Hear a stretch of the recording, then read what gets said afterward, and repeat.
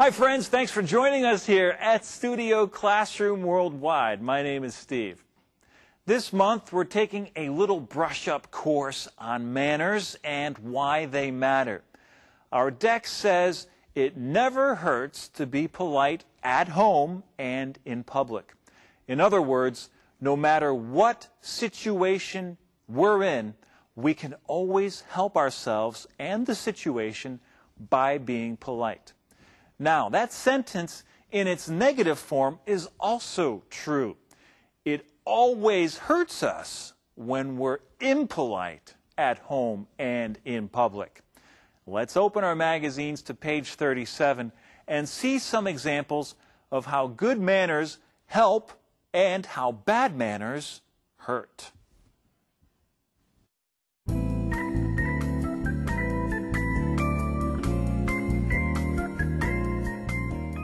Polishing your manners can improve relationships.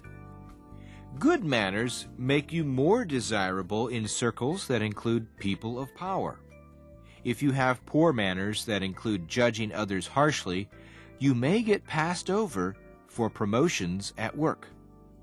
It's likely also that you'll be excluded at times from social events for those who are movers and shakers in your community. No one is going to invite you along to an event whereby your behavior becomes an embarrassment to the one who invited you. I have a friend visiting me from the Southwest, says an attorney we'll call James. He puts his foot in his mouth 10 times a day.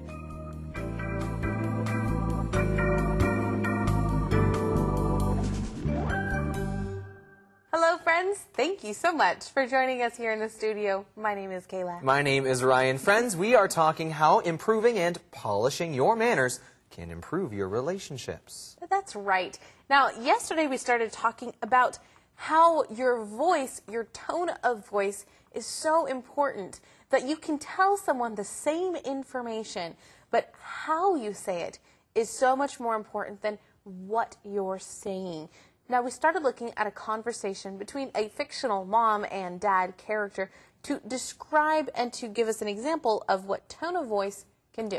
That's right. Now, in the first conversation, we saw that Dad responded very angry, and he retorted. He said, "What do you expect me to do, clone myself?"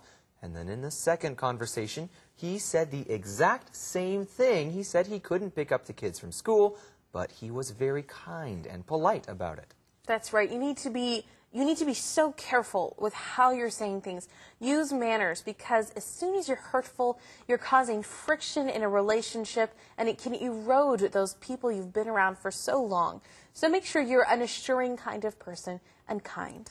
Exactly. Now, beyond just married people and marriage relationships, good manners can actually make you more desirable in circles that include people of power. Interesting. Not just in personal relationships, but also in work and business relationships. Now, we're talking about people of power. Now, these are not people who are extremely strong. These are people who have really big influence. So maybe really good businessmen or doctors or people that are respected in the community, and you want to be included in a circle of these kinds of people. Exactly, and a circle of people is simply a group or a category of people. For example, in a circle of people at your office that have power might be your boss and your supervisor. Yeah, that's right, and their bosses and their supervisors. These are the people of power. Now, if you have poor manners, that can include judging others harshly. You may get passed over for promotions at work. So we're still talking about a work environment. You need to make sure that you don't get passed over. Exactly, and to avoid being passed over for things like promotions, you need to make sure that you don't judge other people harshly. What does it mean if you do something harshly? Harshly means very quickly, without thinking about it, and it's usually done out of anger, frustration, fear, and comes across as extremely mean. Yeah, so don't judge people like that, and if you do, you might get passed over for promotions. A promotion means you get a better position at your current job. Okay, promotion, you get a better position. Often you get more pay for having that better position at work. You don't want to get passed over. That means they don't include you. Exactly. So, if you want a promotion, don't judge harshly. Now, it's also likely that you'll be excluded at times from social events for those who are movers and shakers. It's like you'll be excluded. That means you are not invited or included in the events and activities. And you do want to be included with these movers and shakers in your community. That's right. People who are movers and shakers, that simply means people in power and control. That's right. It's people with influence. So if we said the circle of people of power, these people of power would also be the same circle as the movers and shakers. It's an idiom we use. It doesn't mean they're actually shaking, but it means they have a goal, they're doing well, they're powerful, their influence is working, and these are the kinds of people in your community you'd want to be involved with. Yeah, they're getting things done, and they can help you and actually, well, get you to higher positions yourself. Hey, fantastic. If you want to improve at work, change your manners. Okay, well, no one is going to invite you along to an event whereby your behavior becomes an embarrassment to the one who invited you. This is so true. Your friends are not going to invite you to an event if you're going to embarrass them. Nobody likes to be embarrassed, so have good manners because you don't want to make this other person feel uncomfortable. Ryan, there's a really cool word in here said was whereby. Exactly. Now, this word here is used to describe the location that something might happen at and when, even, it might happen at. So they're saying that if you come along to this event, if you are an embarrassment and you have poor behavior, that is happening at that event. So if you go to that event whereby you act that way, that is when it would happen. Ryan, we're going to look in a second at an example of this. Do you have any events where you took a friend that you got embarrassed by them? Ooh, I do. I introduced someone to my group of friends, and they were extremely rude and said some horrible things and embarrassed me, yes. Oh, it's so embarrassing when you're trying to be nice and include someone new, and you take them, and the whole time you're like, oh my goodness, I can't believe you're doing this. I'm so embarrassed. And they never get invited anywhere again. Yeah. Well, we have an example of this kind of situation. That's right. Here, I have a friend visiting me from the Southwest, says an attorney that we'll call James. He puts his foot in his mouth 10 times a day. Okay, so his friend is coming up to visit him, and he puts his foot in his mouth. That does not mean he's actually sticking his foot in his mouth. It means he says things that he shouldn't say. Yes, and James, the attorney, is very embarrassed by that. An attorney means he works in law. Friends, we have plenty more examples coming up, but for right now, let's visit the chat room. That must have been embarrassing. You know, it reminds me of something my friend Tony did once. He was complaining about his boss at work, and his boss came up behind him and overheard everything. Oh, no. It sounds like your friend Tony really put his foot in his mouth. What do you mean? Well, putting your foot in your mouth means saying something embarrassing or something that you later regret. You know, I saw a word in a book which I think had the same meaning. It was something like fox pass? Oh, you mean faux pas. And it's spelled F-A-U-X space P-A-S. But it comes from French, so it's pronounced a little differently. Faux pas, okay. So does it mean the same as putting your foot in your mouth? More or less.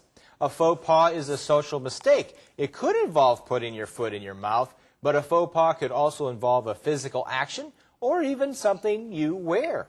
So what verb should I use with faux pas? Does someone do a faux pas or make one? We'll usually use make, but you can also say that someone committed a faux pas. So can I call someone who commits a lot of faux pas tactless? Yes, good use of the word, Ken. Tact means social skills, especially the ability to act properly and avoid offending people. So someone who is tactless does not have that skill. And what do you call someone who does have a lot of tact? That would be tactful. And you can use it to talk about either a tactful person or a tactful response. I see. You know, I try to be tactful, but when I'm speaking English, I still end up putting my foot in my mouth a lot. Don't worry, Ken. It's normal to make a few mistakes when you're in a new culture. I guess so. Well, feel free to correct me whenever I make a faux pas. I will, Ken. I promise. 今天的课文出现了一句很奇怪的话 He puts his foot in his mouth 10 times a day. 他每天把自己的脚放入他嘴里10次。这当然是一个惯用语。Put one's foot in one's mouth 表示不小心说错了话而伤害了别人，或者叫自己很不好意思。当某人说错话时，我们可以说他犯了一个 faux pas， 就是社交上的失言、失礼或过失。那这个片语呢，源自法文，所以它的拼法是 F-A-U-X-P-A-S。faux pas。若是要避免 faux pas， 我们要懂得运用 tact T-A-C-T。tact 就是机智老练的手法。那它的形容词是 tactful， 表示圆滑得体，不会得罪人的。相反的，笨拙不圆滑的叫做 tactless。It was tactless of you to tell him in front of others。你实在不机智，竟然当着别人的面告诉他。我们下次图书馆见。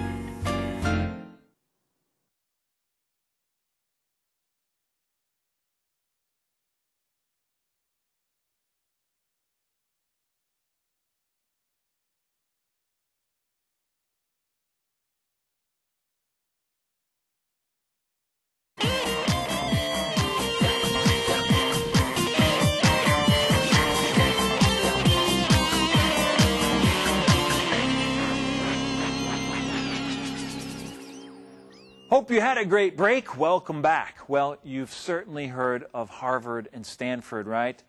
Well, those two universities conducted a study and found that 85% of your future success depends on your social skills. What this is saying is you could be very smart, very talented, and well educated, but if you don't have good manners, which is a part of being skilled socially, then you will never reach your full potential. Okay, let's finish up the story now of James and his friend, Mr. Big Mouth, on line 7.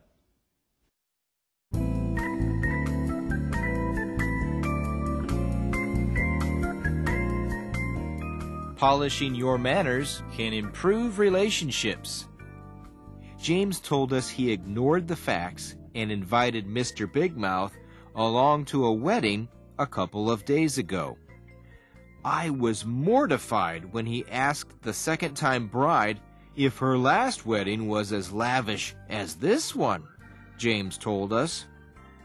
People with poor manners are becoming more prevalent in our society, says James, and they'll pay the price by getting ostracized from polite circles.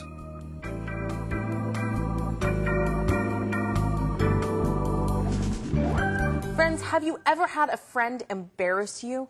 You take them somewhere and introduce them to new people, and they end up making you feel like a fool. Well, unfortunately, this does happen, and we don't want to be the person who is embarrassing. So we're looking at a story from James, who's an attorney, and we want to look at this friend that's messing up. Exactly. His friend, he says, puts his foot in his mouth 10 times a day. He's always saying things that he regrets, and I mean, I do that all the time, I think, too. Even on this show, I think I put my foot in my mouth. And so, friends, it's important to not be that person. But if you do have someone that you know that is like that, maybe you shouldn't invite them along. Otherwise, you will end up like James. That's right. Now, James was being nice. His friend was visiting. So James is telling us that he ignored the facts. He ignored the fact that this friend is always putting his foot in his mouth. and invited Mr. Big Mouth along to a wedding a couple days ago. Okay, let's look at this. What does it mean to ignore the facts? Well, the facts here is referring to that you shouldn't invite people that are rude to come with you to events. And so that's a fact. He ignored those facts. He did not pay attention to them. Especially to a wedding. Oh, there are so many things that can go wrong at a wedding situation. And to invite a Mr. Big Mouth is probably not smart. Yeah, now we're using this nickname, Mr. Big Mouth, to say someone is, well, they talk too much and they usually say the wrong thing. You'd call them a big mouth. Now, I have a very large actual mouth. My mouth is very wide, but you wouldn't say I'm a big mouth. I mean, sometimes I am. Meaning it's not physical. It means they talk too much. It means they get themselves in trouble, which, honestly, I do. I think we all do that sometimes, though, Kayla. And really, I would not call you a big mouth. Someone who's a big mouth is usually more rude. Oh, well, thank you. I appreciate that. Well, anyways, let's join them. We've gone to a wedding now. Now, he's taken his friend, and we're going to hear what happens. He says, I was mortified when he asked the second-time bride if her last wedding was as lavish as this one. Oh, that's so rude. Now, we'll help you understand this, friends. First of all, James here was the one who was mortified when his friend said this. If you are mortified, that means you are extremely embarrassed. Embarrassed to just every point. It's when you turn bright red and you want to hide in a box. You can't believe they just said this. That's mortified. Now, you could be mortified if maybe if you had a tear in your pants. But if your mom calls you and asks you a question, you're not mortified, you're embarrassed. Exactly. So this case, though, this is definitely mortifying because he asked a second-time bride if her last wedding was lavish. Now, a second-time bride means she was married once before. That's right. That means she has been married and she's either divorced or her husband has passed away, has died. So she's getting married for a second-time bride. And he asked her if her last wedding was as lavish as this one. Right, lavish means it's extremely fancy and usually expensive and usually very generous. Okay, so if a wedding is lavish, that means it's probably very expensive. So this is embarrassing to ask a woman if she's getting married again.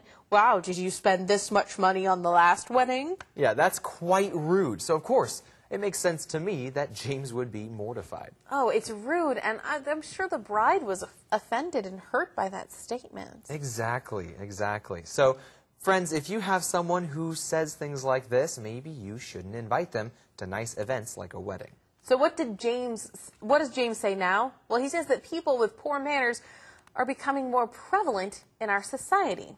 Okay, now this is interesting. He says, basically, if something is more prevalent, that means it is more often. It exists more commonly or happens more often. So if people are more prevalent, rude people are more prevalent, that means that there are more and more of them. You can find them more often. And he says that even though they are more prevalent in our society, soon they're going to pay the price. That's right. Now, I think this is actually true, Kayla, that there are more people that are becoming more rude, especially on the internet. I see people say a lot of very rude things, and it's spreading around society, around where we live. But like you said, they'll pay the price.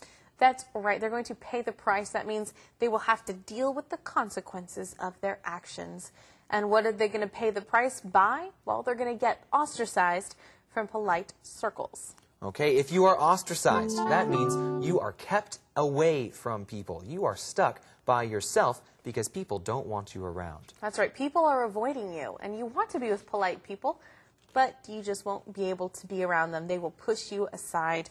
Now, Ryan, you said that you think that this is happening more and more with technology, and it's true because people are more willing to write rude things than to say them. So, friends, your manners are not just interacting with a person sitting next to you. It's about how you interact with people in all situations. Be polite. That's right, friends. Respect other people. Love other people. Don't be rude to them. Now, we have plenty more tips coming up for you tomorrow. Now, though, let's watch the skit. Good manners are important at home. Good manners are important at work, too. Even at work? Yes.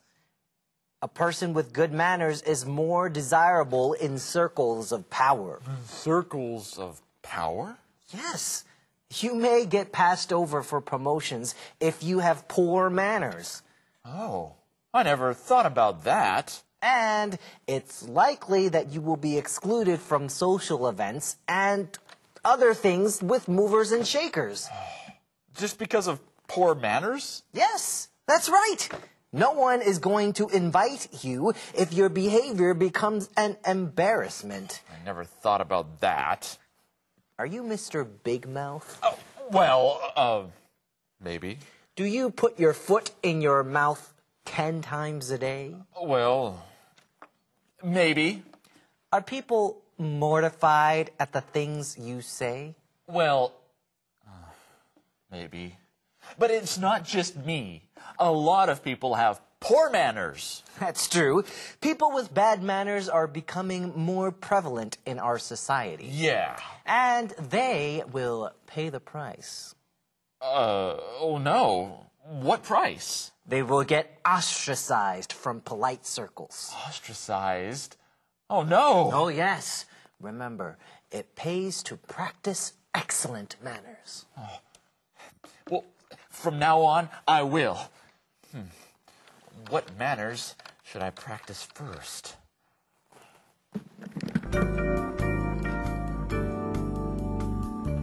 Hi everyone, I'm Michelle. 首先我们来看的是 mortify 这个动词。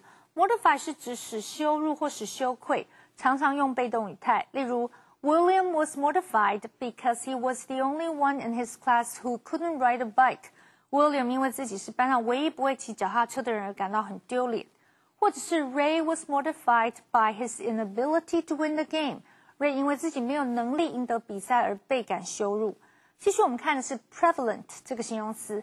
prevalent 是指普遍存在的或者是普遍发生的。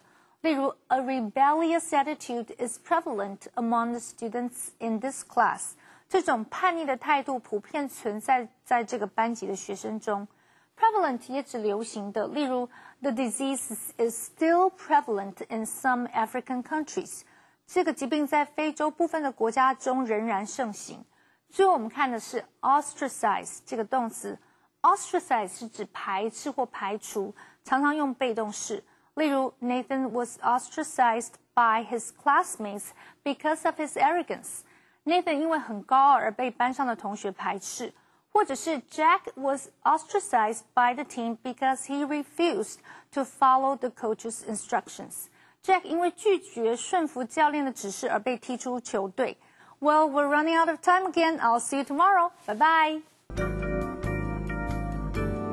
You know, it's interesting. This modern digital age is forcing us to rethink our manners because we are displaying behaviors that just didn't exist 10 years ago. For example, talking on a mobile phone while being served by a shop assistant, sending text messages during dinner with friends or family, or playing music through a mobile device's loudspeakers in a public place. Are these behaviors polite or rude? Think about it, talk about it, and then join us tomorrow for day 3 of polishing your manners. Take care. To study English. So friends, be sure to listen, tune in, never miss a lesson. Give it a try. Studio Classroom Worldwide. At Studio Classroom, you'll find a way to broaden your mind. This class is perfect for me and my vocabulary. Make a friend for life. Make us your friend for life. At Studio Classroom Worldwide. Your friend for life. Make a friend for life. Make us your friend for life. At Studio Classroom Worldwide. Studio Classroom Worldwide.